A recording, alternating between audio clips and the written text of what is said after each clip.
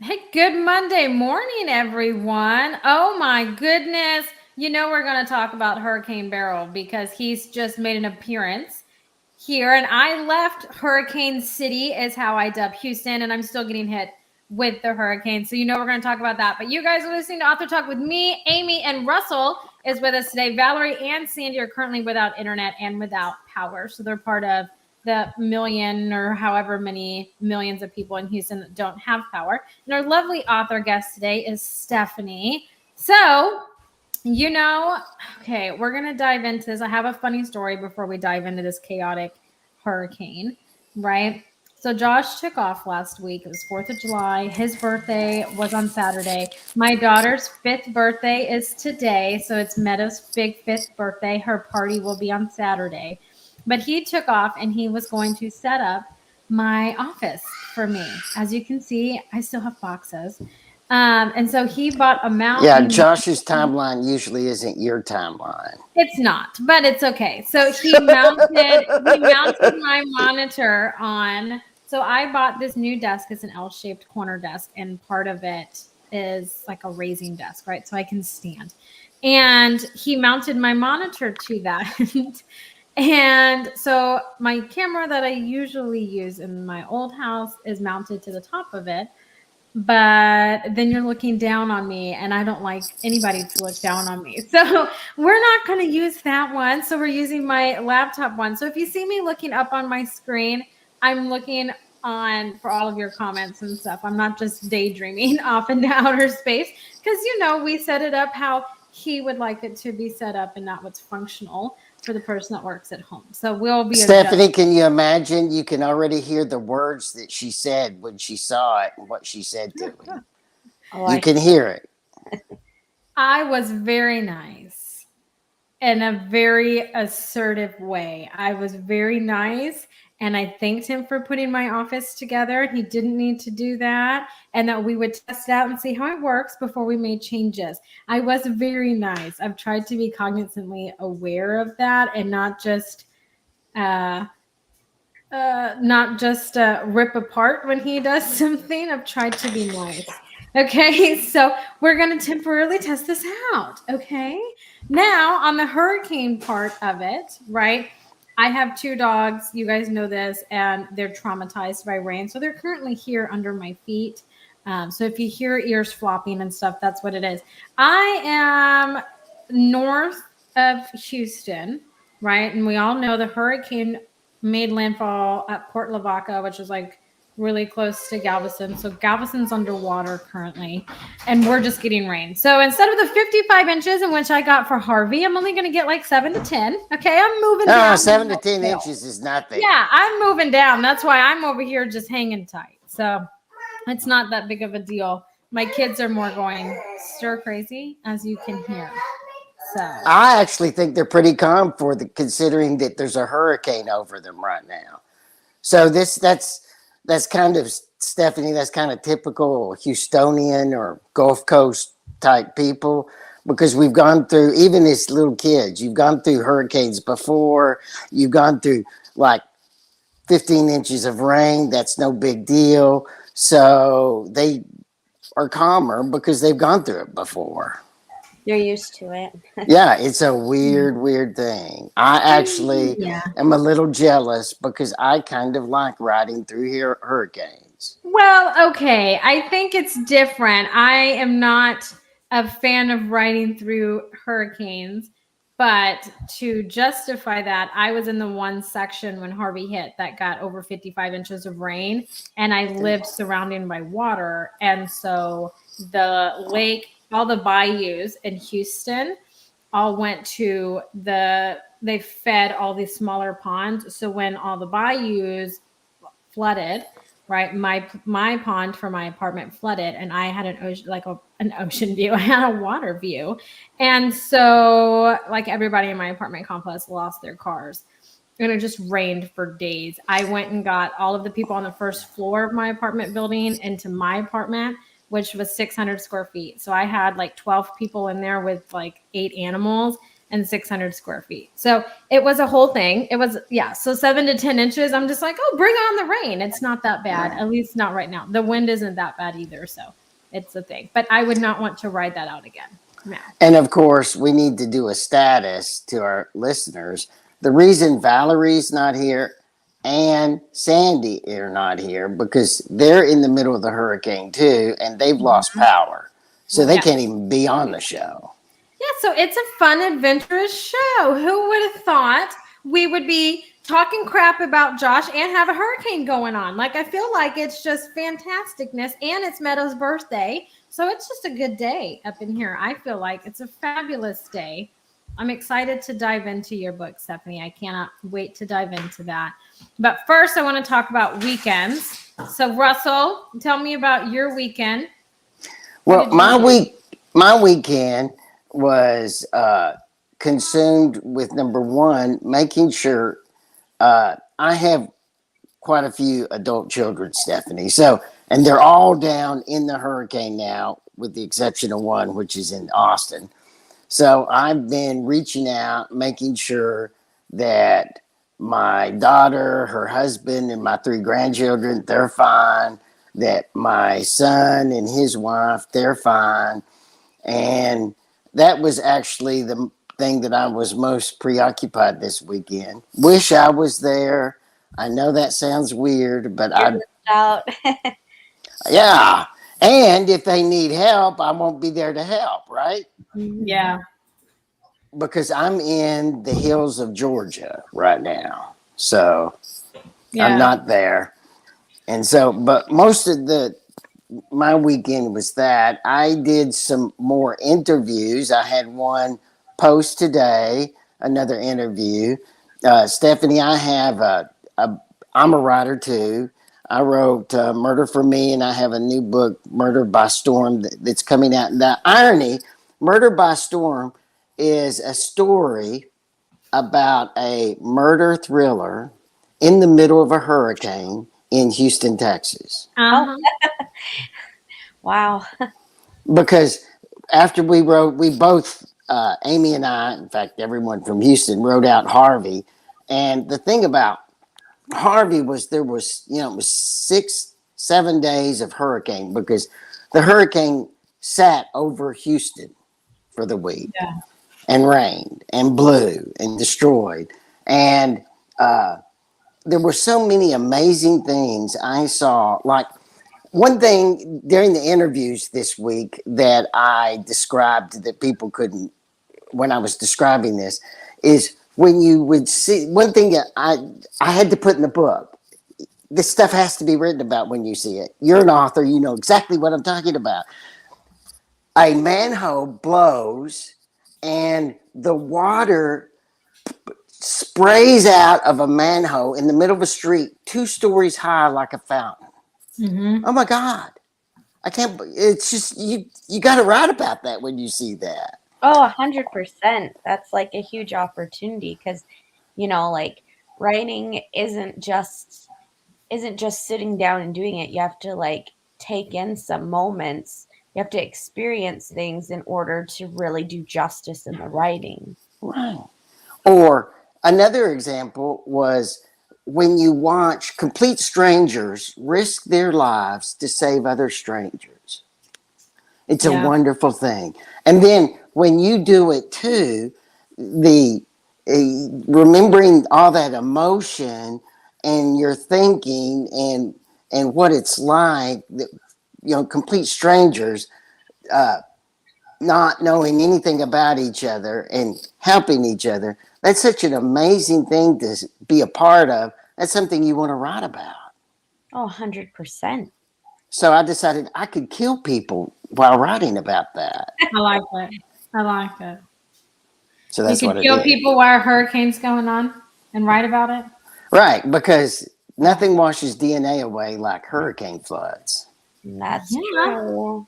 Oh my gosh, yeah. But I will say, when I was there, right, with the hurricane and stuff, that city really does come together for everybody.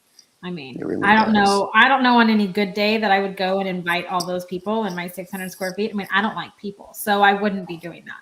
She So, doesn't. you know, Stephanie, Aimee does not like people. That's okay. I'm not I a don't like people. crowded places either. Yeah, I mean, I like my people. Like I like to do these videos Her online at a people. distance in my comfort space. Yeah, my people. I like my people in my comfort space. You get me in person, and it's my poker face that is just so fabulous online. Russell will tell you is even more fabulous in person. So Yeah. it's a fun time. Okay, it's just a really fun time. But Stephanie, what did you do this weekend? I hope it wasn't filled with rain and chaoticness. What did I do? I traveled with my family. We went to something called Heritage Park. And then we also, my library is pretty awesome. They did a Bridgington tea party, and Nice. they went all out for it and had like snacks and everything and tea, and it was just fabulous. So I had to take that opportunity with my family. So we went to that, and everybody dressed up for it, and some people had the little hats. It was awesome. I was like, what library does that? That's pretty awesome. I love that.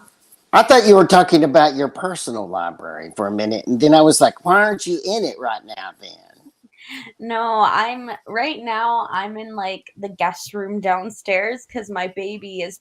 I just had a baby. congratulations. Yeah. So she's occupying my normal space. I don't want to disrupt her, so I went to the guest room. You do not want to wake her up. That's what you mean.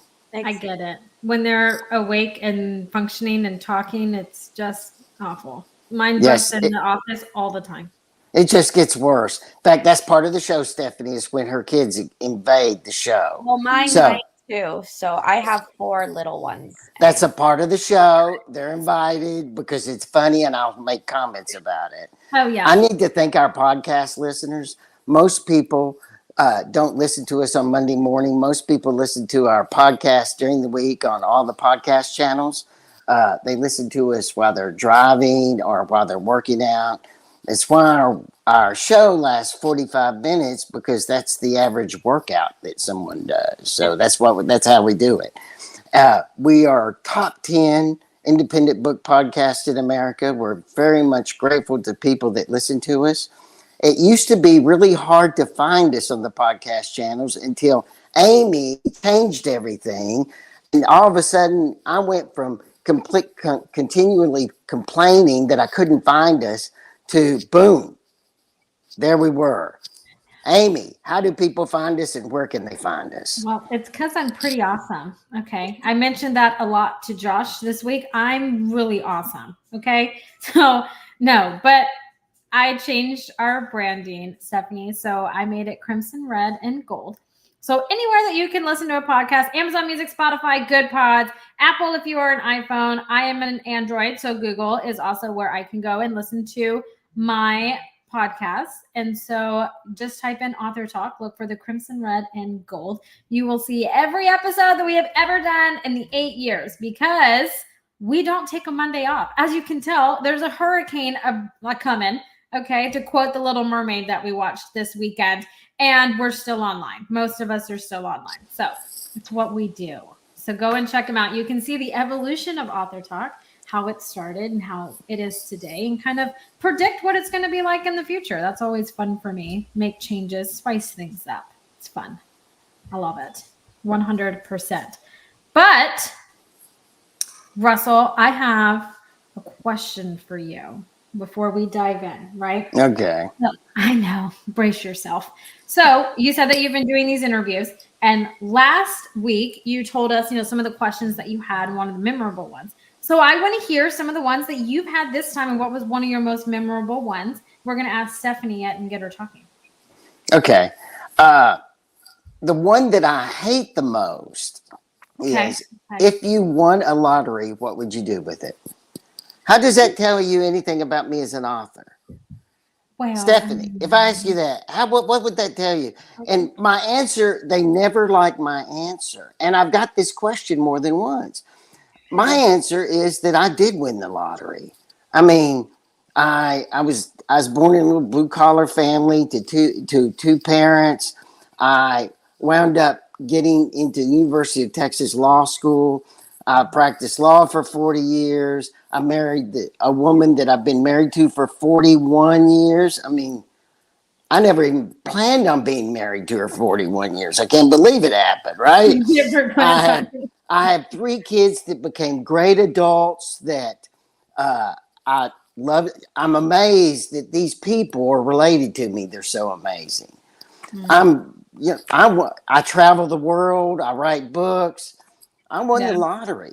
It tells a lot about a person, though. Maybe not a lot about you as a writer, but it tells a lot about you as a person that comes across in your writing. I love that question, Russell. I feel it's very random. I'm curious who asked you the question. It was British stations.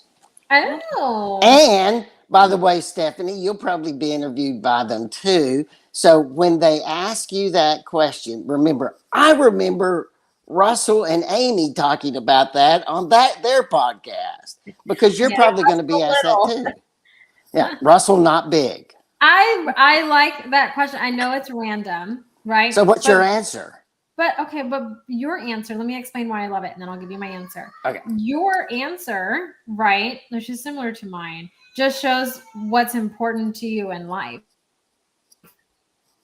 Right? You don't write to make money and sell a lot of books and all those things. You write because you enjoy it, but you have all of the necessities in life, right? You're not going to have $1 million or win $250 million and you're just going to, go buy all these big yachts and live extravagantly and just, do all those things. It feeds to your character as a person. So I like it as like a discreet way of getting to know the actual you, right? As Sandy would say, the author behind the author, right? So you think it's a good question?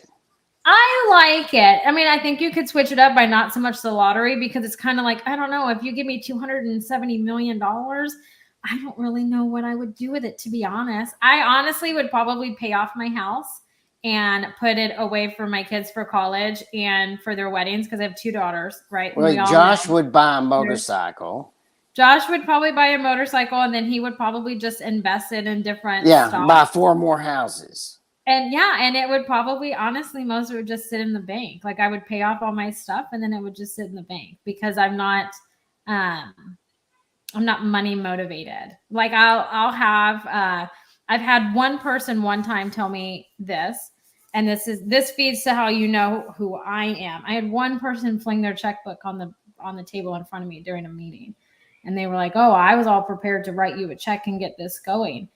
And I looked that person dead in the face and was like, money doesn't motivate me. I don't do this to make money. I don't do any of that. And that is true, because we both know that we have had conversations where, Steffanie, sometimes I act as her attorney, and sometimes I give legal advice. And and I have lectured Aimee many times about she needs to think about her business more. Yeah, I hear that actually all the time. But I just thought it was funny that, I'm not money motivated. So you can't dangle money in front of me and expect me to jump, and I'm going to say how high. So honestly, if I won, it would just sit in the bank. It would pay off all of my debt. It would set my girls up for their future and their future success and endeavors that they want to do, right? That they would have. I would probably buy some investment properties, because that's generational wealth, right? And then it would just sit in the bank. And that's honestly what it was. Now, the one selfish thing I would do is I would put a damn pool in my backyard, because one, the neighborhood pool, it's too people-y for me. Okay, it's just too people-y. But see, Steffanie, she hates people. Yeah. But for me, it would just be like, I don't know how living in Texas not having a pool can be difficult at times. So what is Stephanie's answer to that question? Yeah. Oh my. I don't know. I think mine's a little complex. We like complex. Yeah. Wow. You said you're a lawyer. What kind of lawyer are you?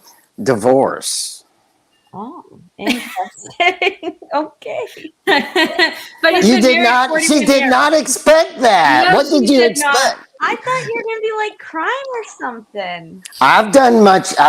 Well, if you do divorce, you wind up doing crime too. That's just the way it is. Yeah. You don't do one without the other. But you still, I noticed you avoided answering that question. A little bit. Well, because my honest answer, I don't know how much I can fully go into it just because it involves Then give us a dishonest answer. a dishonest answer. Well, I'll Coming touch from I'm the good with lawyer. dishonest. Coming from the lawyer, he wants you to be dishonest. I know. love that. Wow. No, I think just like Aimee was mentioning, I'd like to pay my house off. I would just not be out of debt, basically. And I think I would just really, the short answer without going into too much detail is I would help some family members out. Oh yeah, totally get that. Nice. I love that. See, this is a fabulous answer. You really get to know people, and I love it. I love it wonderfully. I know Russell's not a fan of it. I'm not a fan of it, but Steffanie, you need to be ready for that. So you need to plan a dishonest answer for the future for your next podcast. Tell us a little bit about your background. Who's Steffanie? Who are you? Oh, good question. Well, I don't look it, but I'm half Spanish. Oh, He's wow, back. there's He's Russell. Okay. Yeah, I'm half Spanish. My dad's from Guatemala. So, and then I'm trying to think. I grew up out in a small town, sadly, where I was crowded with a lot of people. I live in a small town. I understand. Okay. Yes, You she know the lives in a terrible little small I town. do. I'm a fish out of water, Steffanie. So Russell went to UT. I went to a branch of UT in a different city, and I live over here in Aggieville, which is Texas A&M University, which is rivals to UT. And so me and Russell, you know, we're a fish out of water in trader territory. So That's fair. Yeah, no. So, yeah, I just grew up in a small town. Um, it's a very interesting town, to say the least. I am kind of happy to be out of there. But I actually I met my husband in Australia. And No. Okay, that's an awesome story that you seem to not want to tell. Also, I love that. I went to Australia, met my husband. He was crazy enough to follow me back into the cold. We're hoping maybe to return to Australia, although it's a little hard with our, I think by today's standards, larger family. But yeah, we're kind of in the So process. you of live that. in the cold. So what state do you live in? I live in Alberta, where there's blizzards. We don't get hurricanes, but we get blizzards, and I Okay. absolutely despise the cold. I've never gotten used to it. I hate it. so how'd you wind up in Alberta then? Because I had no choice. I was born here. Oh, okay. Okay. See, I understand. Now, I am a Texan through and through. I've grown up in Texas. Russell has too. Grown up in Texas, and that's our thing. And I am Texan enough to tell you that if it's anything on the radar that we're going to get a snow flurry, just a flurry, it doesn't even have to touch the ground, everything shuts down in Texas. But it can be 110 outside, and you bet your bippy we're outside enjoying the outdoors, and it's 110 with a heat index of like 115 to 120. So, you know, I understand. I can relate to the cold. We don't do snow flurries at all. Rain is No, nothing. I'd rather the heat. Everybody thought I was crazy in Australia because I never used air conditioning. I was like, I'm soaking up the heat. Yes, you are crazy then. Yeah. But yeah, no, I hate the snow. I wish we'd shut down. There'll be a blizzard and they'll be like, school's still on. And I'm like, are you kidding me? We're like, how can we move in this? But No. yeah, no, it's No, crazy. no. So you met your husband in Australia and you came back to Alberta. So when did you start writing? Oh, I've been writing since I was very, very young. Like when I was 3, my parents said I would take a children's book, put it down, grab paper, fold it to make it look like a book, and copy the book. So I've been writing for a long, long time. I love that answer. I get that. So did you write in high school? Were you a writer nerd in high school, or did you hide it? What did you do in college? What's going on? Tell me. Okay. So I have a severe learning disability. So I'm dyslexic Mm, and I couldn't read for the longest time, but I loved right.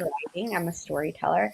So I would kind of, I'd always been writing, but, I kind of kept to myself in school. So I was homeschooled when midway through junior high, which I felt was liberating. I know a lot of people would be like, what? That's so boring, blah, blah, blah. No, I loved it. I actually get it. I know people that's been homeschooled and done it right. So I Yeah. understand. Yeah. And I had a lot of friends actually, because it was neat. They had like a homeschooling program and they connected to a whole bunch of towns. So I met tons of kids that I So wouldn't. you were peoply. You were peoply? Is that what you're telling me? Yeah. Yeah. Okay. So yeah. And then I sadly, I didn't actually complete high school. I wish I did. It's kind of one of my big regrets.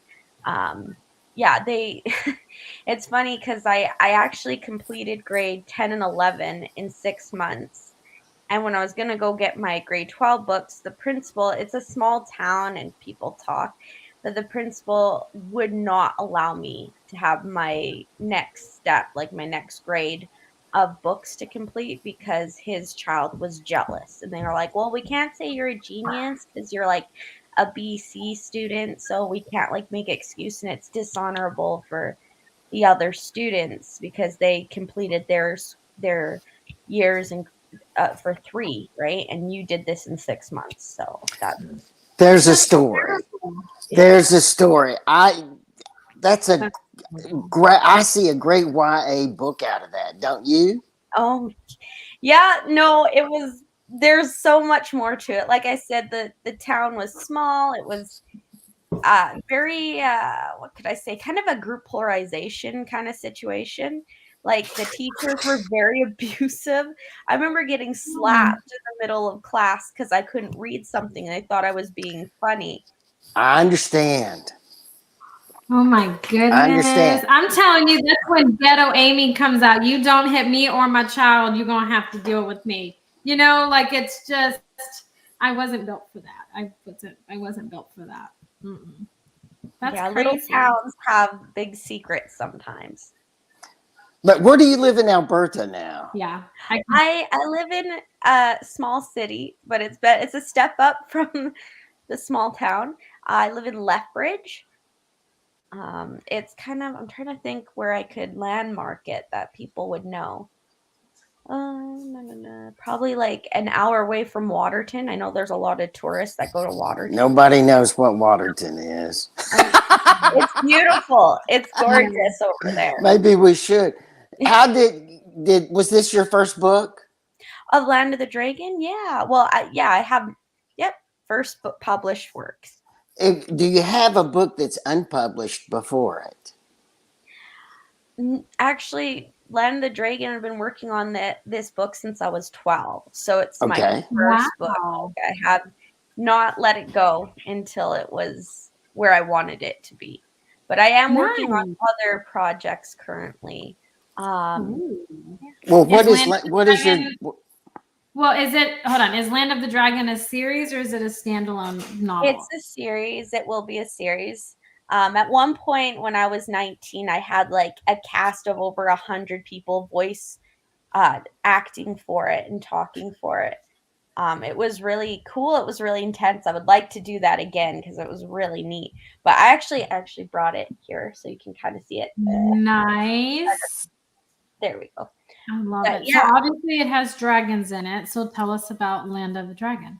so Land of the Dragon, you wouldn't think it was a fantasy when you started reading it because it starts off in World War II with the Kuhn family in Nazi Germany. And then the best way, I guess, I can explain it, my editor related it to this, but she said it's not exactly like this, but it's the closest thing she could relate it to is kind of a Narnia situation where they end Ooh, up in this kind of fantasy like world. nice. Okay. And you've been writing it since you were 12?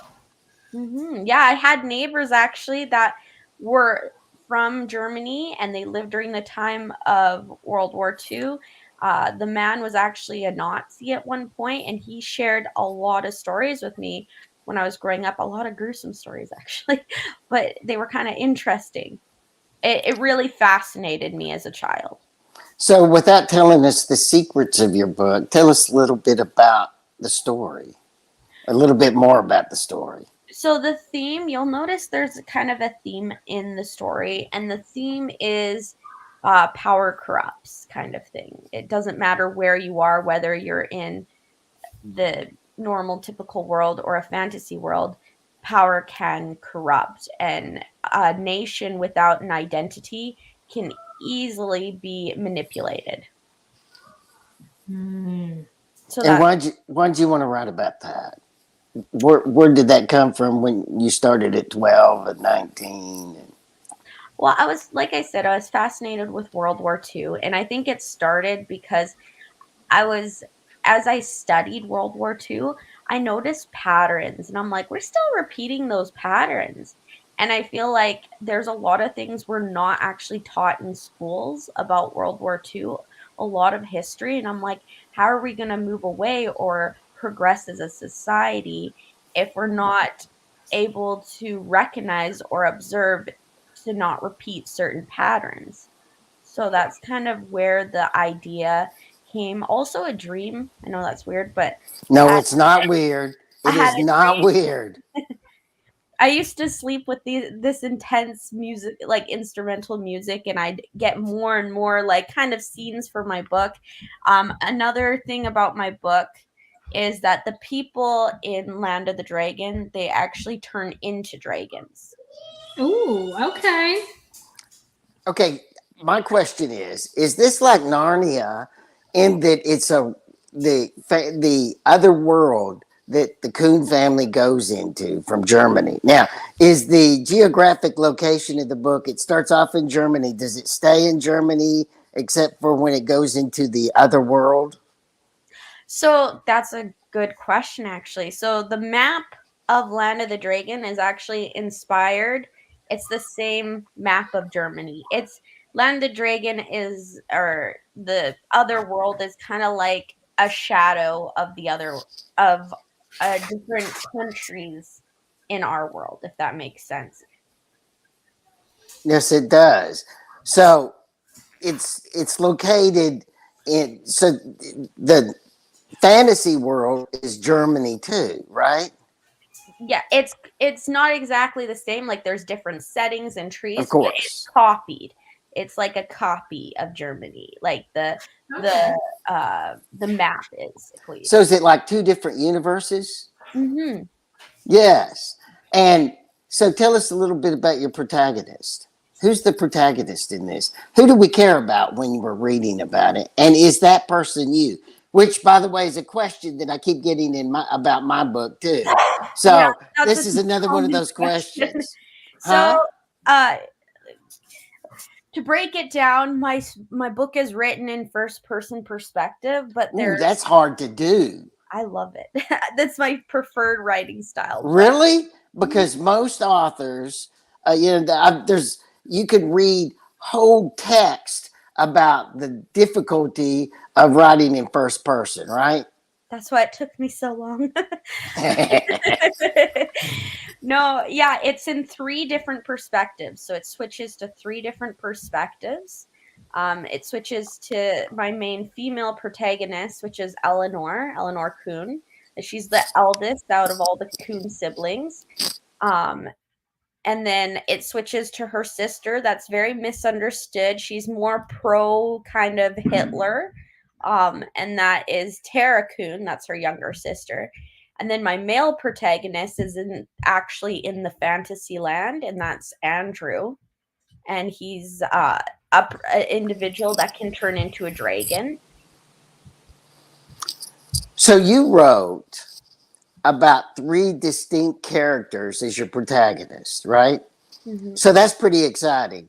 Uh, how much work? Number one, how much work was it to make them to make three different characters sufficiently different to make them interesting? I mean, that's a lot of work because as an author, you get tempted bleed one character into the other while you're writing. So how were you able to do that? And did the editor hate it when you were doing first person in 3 different characters? So, like I said, I've been working on this since I was 12. Just had it published December last year. So, Uh-oh, the hurricane just took out Aimee. no, Aimee's gone. Anyway, keep going. She'll come back someday. Okay, someday. So, lost my train of thought, but yes. We're talking about the characters and the different personalities. Okay, so what I did, and I basically wanted, my goal was that someone could turn to a page and distinctly tell this is a different person from this, right? That was my main goal. I think I achieved that. My editor, I believe she was very impressed with how that worked out. My first editor, though, bless her heart, she went through the whole book and really helped me to get it to that level. Another thing I did to try to kind of chisel out the character, from the first person perspective is, like I said, I had a cast of over 100 people, and that really brought the characters to life, right? If certain ones had certain accents, or certain characters use, there's Aimee. Hi, Aimee. Yeah, I'm back. I saw my lights flickering, and then I guess my internet popped off and then popped back on. But I'm back and we're good. So yes, Awesome. continue. I was listening on my phone. We were talking about first person perspective and how I made it so like they're distinguishable about one another. But I was just saying how my editor really helped me with that.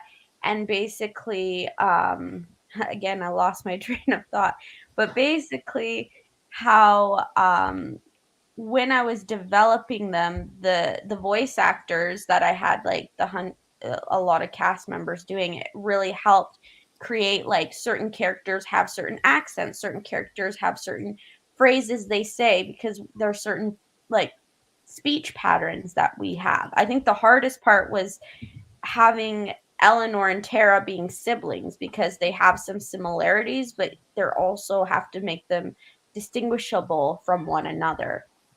Another tactic I used to do when I was younger is I'd actually, when I was writing as a certain character, I would dress up as that character, kind of like get into that character's head, if that makes sense. Listen to certain music to kind of understand when a character was feeling misunderstood or upset or frustrated, or, just really trying to get the emotions, because you're telling the story from their perspective. So it's a lot of emotions. You only know what that character knows, if that makes sense.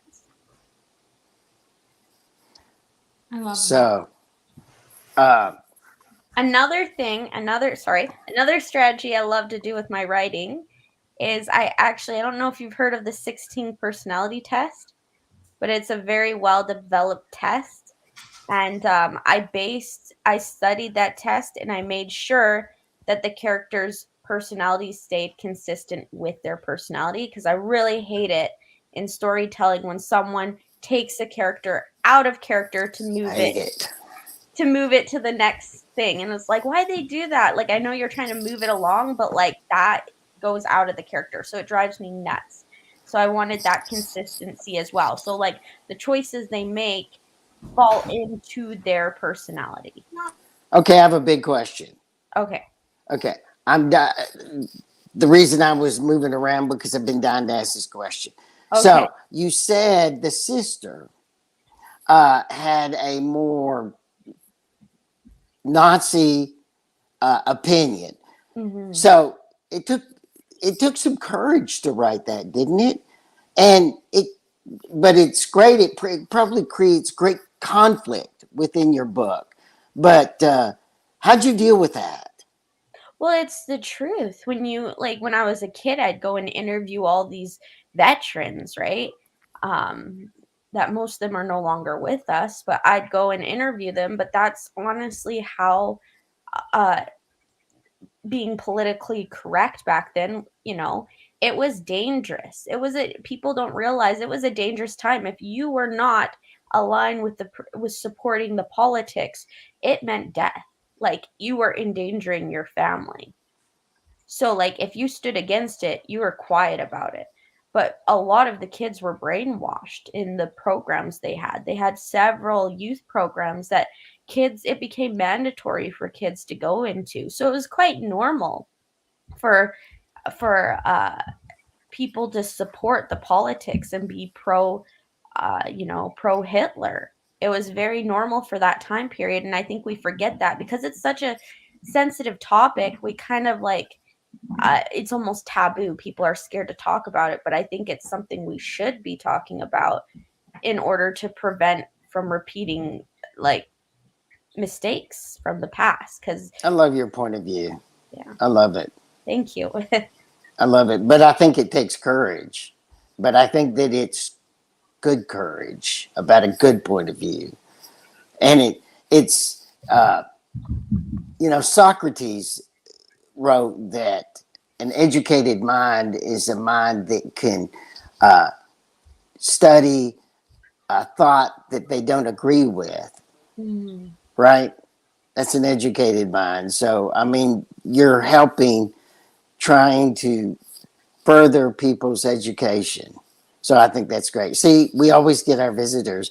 And and now that we're at 41 minutes, we really need to Steffanie, we usually get at this point, though we may not be able to today because her daughter's with her, this is Angry Aimee moment.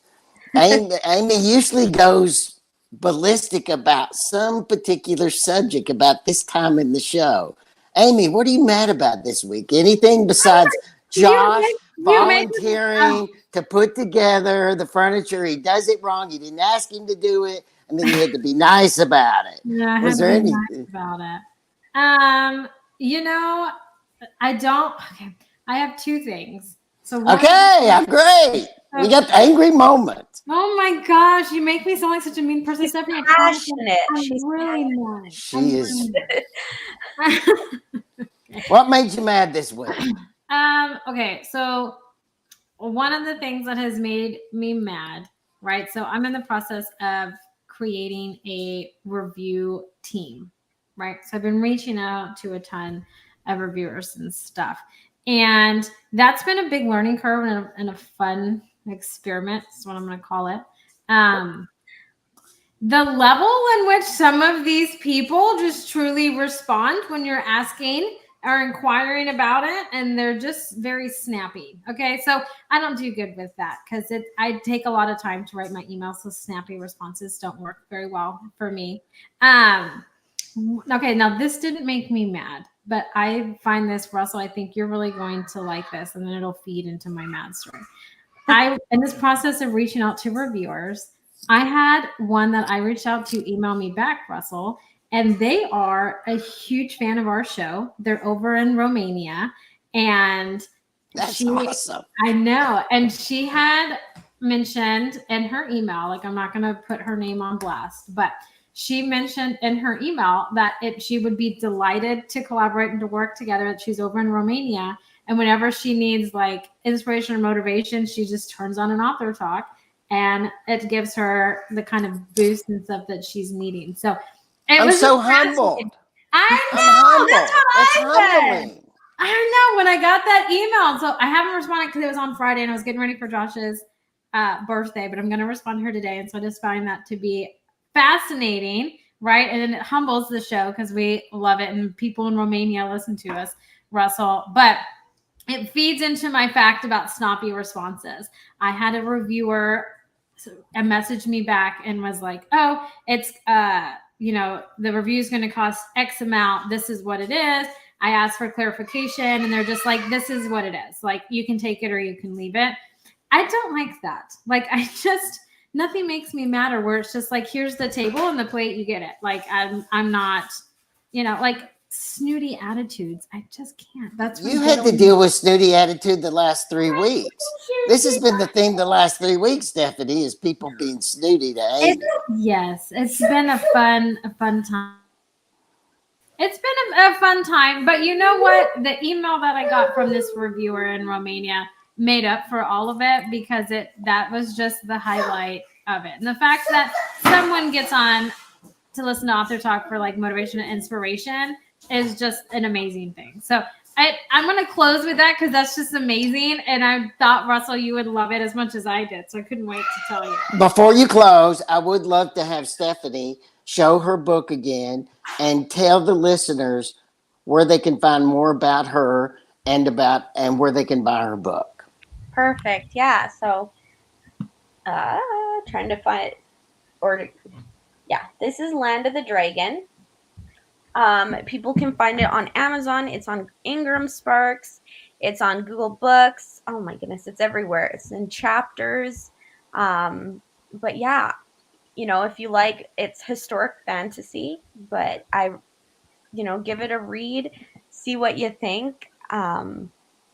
It's award-winning book, so I've won a couple awards for it so far, and just got word recently that it's been nominated for another award, so hopefully that goes good. But yeah, I appreciate for people to read it and, dive into the world of Land of the Dragon. Thank you.